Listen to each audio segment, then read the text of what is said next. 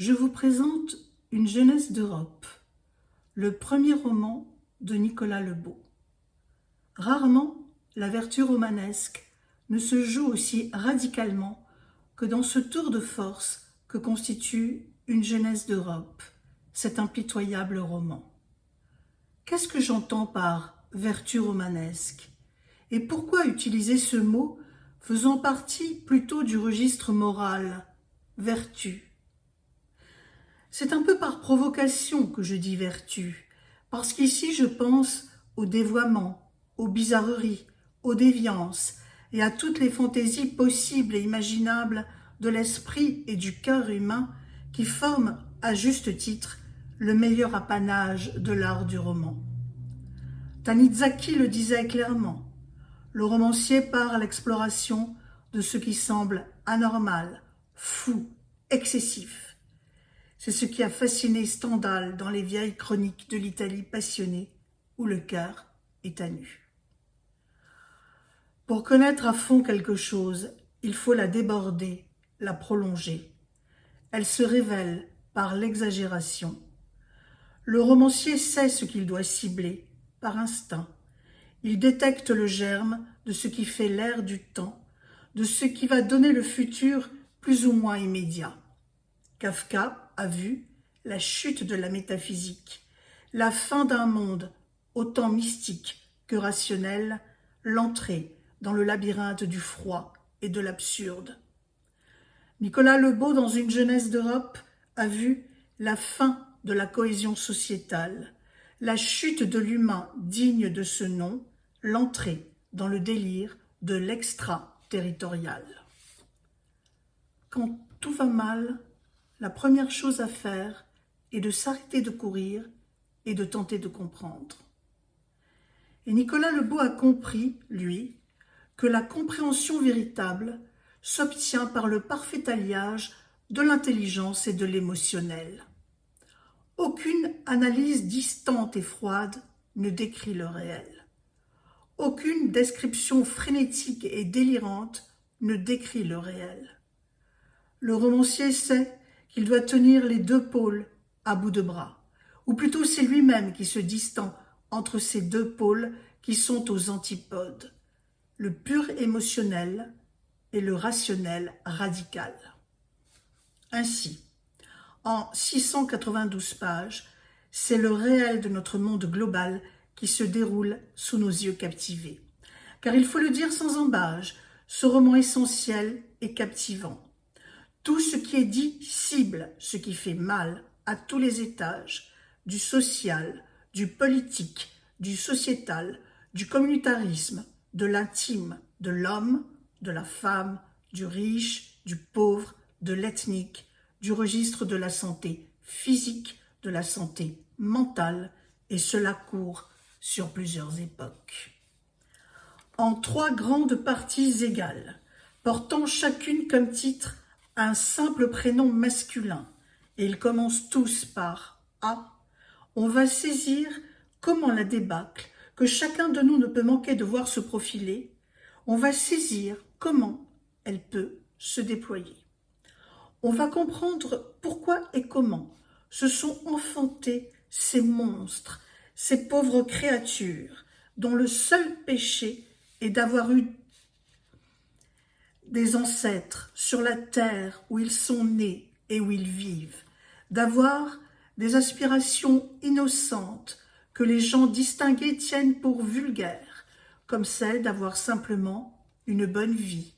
Ces pauvres créatures que les élites ont abandonnées parce qu'elles sont d'ici, et qu'il n'est pas bien vu d'être d'ici, parce que c'est venir d'ailleurs qui est valorisé. Ces pauvres airs, Nicolas Lebeau les a si bien ressentis qu'il a cherché à comprendre exactement ce qu'on leur faisait, pourquoi, comment. Mais il ne l'a pas dit platement, parce qu'on ne peut vraiment comprendre que de l'intérieur, en ressentant les choses, non en les voyant simplement décrites. Et c'est cela, en vérité, la vertu romanesque. C'est pourquoi Une jeunesse d'Europe est l'incarnation vive et brutale, sensible et voluptueuse de la souffrance du monde. la souffrance déclinée en 3 principales personnalités très diverses. Mais elles sont prises dans un écheveau raffiné et fantasque, comme peut l'être le réel.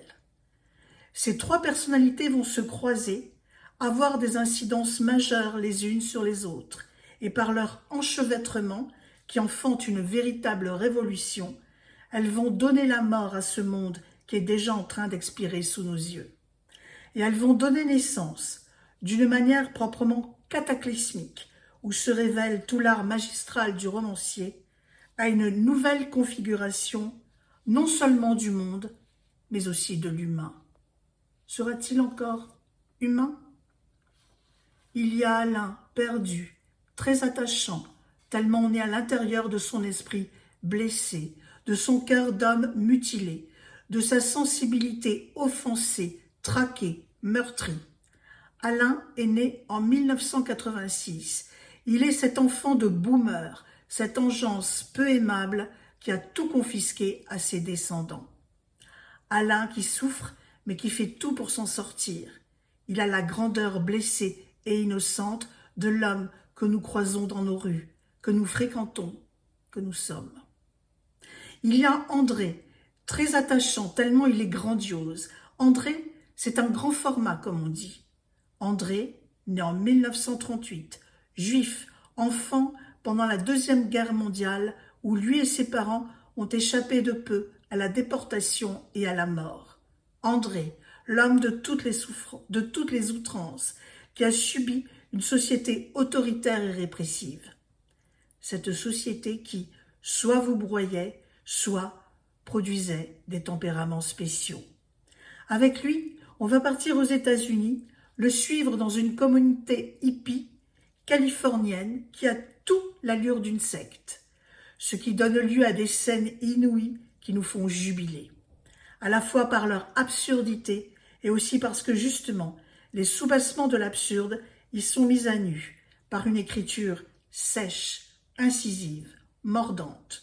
André et la guerre d'Algérie, comme vous ne l'avez jamais lu dans un roman ou vu dans un film, sans compromission, où la psyché humaine se dévoile tant et plus. On n'est pas écœuré car la lucidité folle qui se dégage de ces pages procure une sorte de soulagement, une catharsis. L'esprit se confronte à l'horreur, se mesure à lui-même et en sort grandi. Il y a surtout chez André, qui devient psychanalyste, un psychanalyste hors du commun, la folie d'une utopie qui est l'axe majeur du roman. Car André est l'auteur d'un récit qui montre une utopie pour sauver le monde. Et c'est là l'un des grands charmes de ce livre que de nous plonger dans plusieurs récits, avec des livres dans le livre qui semblent plus vrais que vrais, et on a une très forte impression de réel. C'est très étrange d'avoir cette impression de réel quand tout est fou, fou dans ce livre qui décrit le réel, et qui nous montre le futur monstrueux qui pourrait s'engendrer si nous n'y prenions pas garde. Cela se concrétisera avec le 3e personnage, Achille. Achille va bâtir la fraternité arienne. Oui, vous avez bien entendu. Alors, bonnes âmes hypocrites, passez votre chemin comme je passe le mien. Bonnes âmes bourgeoises, lâches, qui n'aiment ni les gens, ni le réel, ni la littérature, ni l'art. Parce qu'une jeunesse d'Europe parle de la souffrance de ceux qui sont vus comme les coupables, les pécheurs, les sans-dents, les affreux, les racistes, les vulgaires. Dans un monde fracturé et qui vous montre que, quand plus rien ne soude les gens entre eux, quand seul ce qui réunit sont la haine et le ressentiment, eh bien, les innocents, je veux dire, vous l'aurez compris, les petits blancs, n'ont d'autre recours que celui de la fuite, faire récession, et cela existe déjà. Mais la récession dans une jeunesse d'Europe, n'y croyez pas si vous voulez, va jusqu'au ciel. Ce livre est un avertissement, oui, une mise en garde. Il prolonge les courbes que le romancier voit noir sur blanc sous ses yeux. Plus de projets collectifs, plus de terre commune ancestrale, car cela est mal vu, interdit.